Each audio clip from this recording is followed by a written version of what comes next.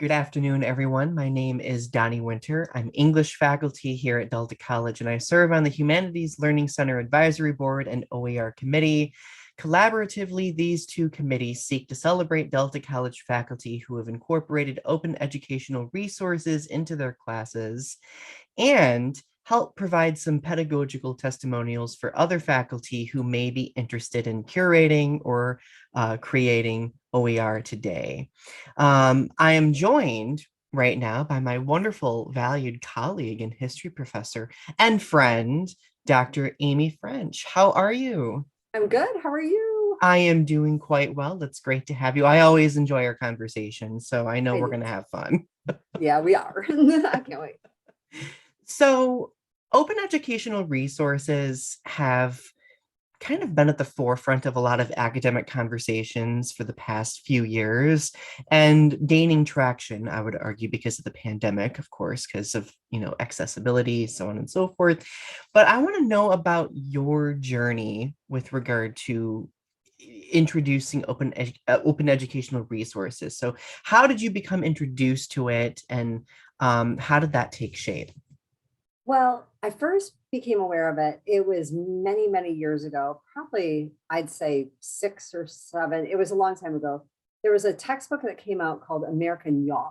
And it was an American history textbook. And we were at the American Historical Association, Laura Dull and I, and heard about this new open educational resource textbook. And she was all excited about it, but she was also kind of bummed because, of course, she teaches Western civilization courses primarily. And she's like, "Oh, it's an American history textbook." And I looked at it and I thought it was neat, but it wasn't really comprehensive. And what it was it wasn't, it was a bunch of historians consistently adding to it, and it was kind of like chaos on wheels. It was craziness. Um, and so it was a brilliant concept. This idea of this living, breathing textbook that would continuously be added to by the finest minds across the country. That, but from a pedagogical standpoint, it was a nightmare because it was consistently changing. I started looking at it, and one day I would look at it and think about using it in a classroom, in an online classroom, and then the next day it might change. And so it really wasn't great. And I kind of set it aside. And then Laura started getting more into OER, and I really had kind of forgotten about it. And so it was her really engagement with OER that made me think about, okay, how could I get involved in this again? And so from what kind of was intrigue, but not immediate excitement over, intrigue, but, totally not buying into the textbook idea of it. Laura got me to back on the path, let's say. That's how she got me back on the path on my journey. Interestingly, my journey was pretty similar too. Like I sort of got interested in it, but then it came in like waves until finally like I dived into OER as well. So I can really connect with that. Now in your teaching, how would you say OER has taken shape in your own classes? Yeah, so that's why I was trying to leave so I didn't use it for a textbook. I don't have an OER textbook. I never have quite found. The thing is I love my American history textbook, and I keep saying it'll be over my cold dead body that you'll probably pry it out of my hands. But historians are famous for assigning multiple books for a class. It wasn't uncommon for me as an undergrad to have 10 to 15 books per class. And they were often like this. They're these little, the Bedford series readers where it's like, the age of McCarthyism, a brief history with documents. And, you'd have these little, stories with then documents, or we'd have a textbook and then a primary reader. And so the minimum you'd ever get away with, and this was rare, but the minimum any history student would get away with was 2 books, a primary source reader and a textbook. And I never could bear to the idea of doing 10 to 15 books, but what I was doing to my students was the idea of the primary source reader and the textbook. Because I didn't want to lose that. I didn't want them to lose the quality of content. And I also didn't want them to, I wanted to prepare them. I always want to think of my students as transfer students that are going to go on maybe to a history program at a four-year university. And they need to be ready to do primary resources. They need to be prepared to step in at the junior level. And in order to be able to step in at the junior level, they have to have those kind of fundamental basics in history. So I couldn't reduce my book list to just a main text. That's where OER came in. That's where it became this brilliant way that, instead of having all these expensive little, they don't seem expensive when you're assigning them because they're only $8 or $9, $10. They sound cheap. And I think that's why historians often get seduced, or professors at other places get seduced by them, is because they do have, remarkably, cheap little costs, but they add up so quickly for students. Mm-hmm. And that's where I could have a primary text. That's it. I could find, and my primary text is actually very cost effective. It's only around $50. It's a little under, actually. So it's a fairly cheap for a regular text, which is to me a very good text for the students. And then I can have OER supplement all the rest of those little books and have it for all the primary sources that I need and all the ancillary books that I need it for. That is such an interesting way to incorporate OER. And I think that's something that I could even learn from myself, because I've had some instances in some classes where I've not 100% adapted OER. Like, I feel like I could definitely incorporate, more like supplemental items to make up for like those smaller like poem collections, or bits of analysis that I want students to look at. So I appreciate that. That's really interesting. So what are some of the benefits that you've observed while incorporating OER into your classes? You've talked about it a little bit, but I also want to think of it from like the student perspective as well. What has benefited them in this, and what's benefited your teaching? Well, obviously, the price benefit is one, but I think for them, it's the great flexibility and they don't even know how flexible it makes me, because they don't realize that we have to put the bookstore orders in months in advance. For fall semester, we're putting them in March, and so think of how much can change, or how much inspiration we might have, and the things we might want to think about over the summer. But too late, we're already locked into our books. Whereas now I can change at the moment. If we're having something happens at this point in time in the modern moment, and I can think of something relevant in history, I can pull a document and use OER at that moment. And I can, and it can be more poignant than what I already had planned for them, if I had a regular book, I'd feel obligated to use most of it or all of it. If I'm using OER, I don't care if I'm only using a few paragraphs. It doesn't matter if I'm only having them examine, just a couple pages to somebody's diary, or one letter from a labor leader, or a couple newspaper headlines instead of, a whole page of something, or just one photograph instead of an entire collection, like you were saying, like a collection of poems. It doesn't matter. I don't have to look at a whole collection. They can look at one. Since I'm gathering open sources, I'm not worried about trying to get the most bang for the buck. I'm just trying to worry about getting the most bang for them personally, for that moment, for that subject, for that content aspect at that time.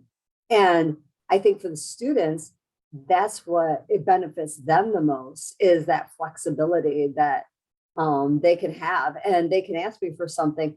And so one of the things I do at the beginning of every semester with every class is I say to them, what do you want to learn? So if I'm teaching American history, recent American history is 1877 to roughly the Cold War. I say, what do you want to learn in American history from 1877 to the Cold War? And then they tell me I can then use OER to supplement so that I can give them something about what they wanted to learn. I couldn't do that if I was, or if I'd already picked my books, you know. I might get lucky and there's something in the books that has something to do with, let's say, the Harlem Renaissance. But now I can say, okay, I'm going to find a poem from the Harlem Renaissance for you. And here's a poem from Langston Hughes. And here you go, you know.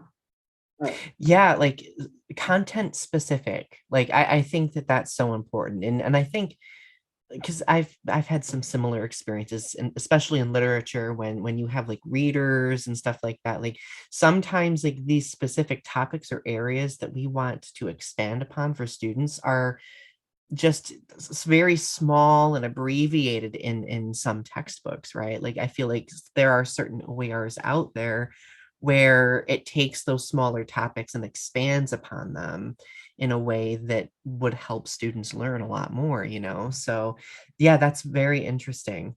So so you've overviewed some of the benefits that you've had with using OER in your classes. What are some of the challenges that you've experienced so far in your journey? Students not thinking they have to do it, read it, because it's not the main text. And so because it's not as simple as read the required text, this is cured pretty quickly, I find. All they have to do is do poorly on maybe a discussion or something, and then I can point out, well, it's because you didn't integrate, you know, these ancillary texts, or you know, I can encourage them to think, you know, a little bit more analytically about something. But that, I think, is the biggest challenge I have, is having students wrap around that, because they've been ingrained throughout, you know, K-12 over and over and over again. Here's your book, wrap it up in a big, you know, wrap it nicely in your grocery bag.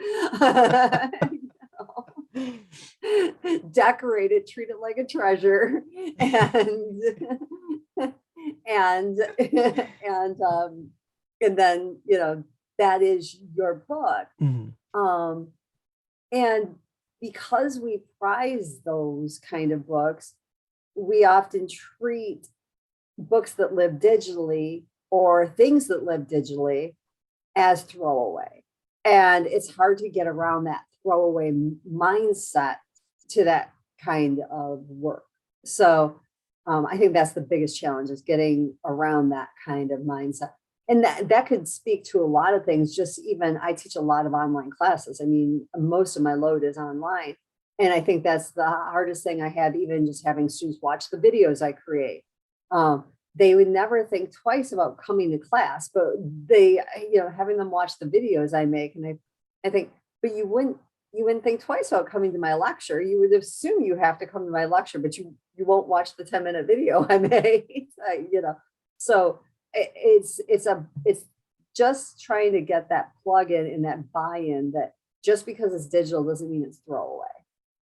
That's so important. I appreciate you mentioning that, because I agree with that completely. So there are obviously faculty out there who are learning more about OER, or who might be interested in OER. Do you have any advice for faculty who are interested in incorporating OER into their pedagogy? Just to find the right fit for you, because I thought it was, you buy it all, or, you know, you had to buy it all or nothing. And I felt, you know, I still don't get counted on the lists. You know, it's, you know, when the lists come around, you know, are you using OER in your classroom? Well, I don't get counted on those lists because my textbook doesn't count for the OER, you know. It doesn't. Oh, it doesn't meet like the low or the cost thresholds. Not technically, not with the bookstore, right? You know, so but whatever, it's okay. That's, you know, so, but I find the right balance for me. I'm using to me, it's like I'm still benefiting my students. My courses would be a lot more expensive if I wasn't using OER. So I am still saving my students. And I think maybe at some point in the future, hopefully we will be able to look and incorporate people like me and say, look at those savings these people are making too.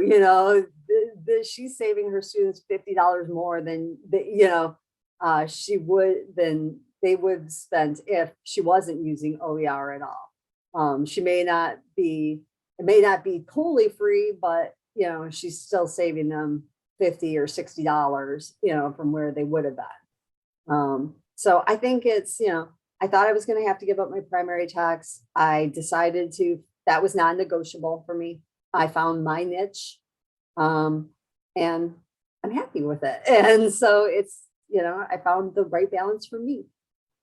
I love that. That's what OER is about. Like it's not necessarily, I think a lot of people assume that it's something where you kind of have to like dive all in and just completely convert all to OER. But like for your experience, if you find that right balance with textbooks and OER and it works for you and your students, and that's what matters at the end of the day.